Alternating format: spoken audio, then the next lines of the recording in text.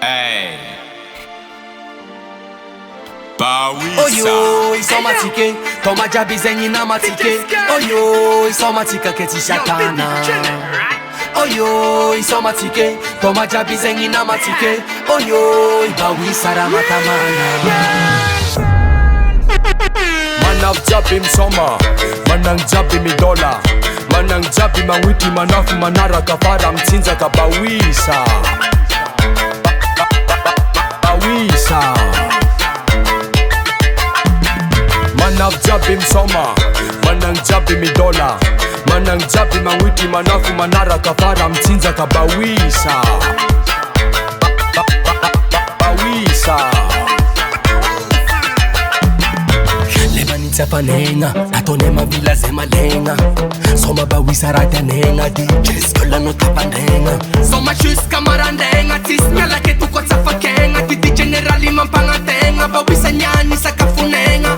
Oyo, isomatike, toma jabizengi na matike. Oyo, isomatike keti shatana. Bawisa. Oyo, isomatike, toma jabizengi na matike. Oyo, Bawisa ramatamana. Posturati stante, posturati stinge, posturati manunga fananga zamyala mangala plus. Alefa, posturati stante, posturati stinge, posturati manunga fananga zamyala mangala plus. Manang jabi msoma, manang jabi midola, manang jabi mawiti manafu manara kafara mtinza kabawisa. Bawisa. Manang jabi msoma, manang jabi midola, manang jabi mawiti manafu manara kafara mtinza kabawisa. Bawisa. Azamyala maru, azamyala maru, akanga maru, tipakina mbuwa Bawisa ndo mafangaru. Azamyala maru, azamyala maru, tiratian besin maru, bilisola makwa birino tambaru. Oyo, isomatike, toma jabizengi na matike. Oyo, isomatike keti shatana. Bawisa. Oyo, isomatike, toma jabizengi na matike. Oyo, Bawisa ramatamana.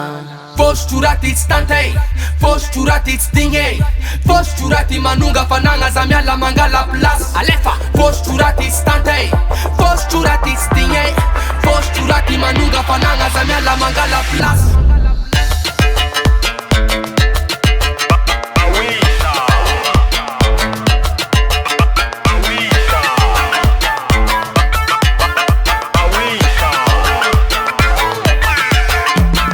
Manang jabi msoma, manang jabi midola, manang jabi mawiti manafu manara kafara mtinza kabawisa.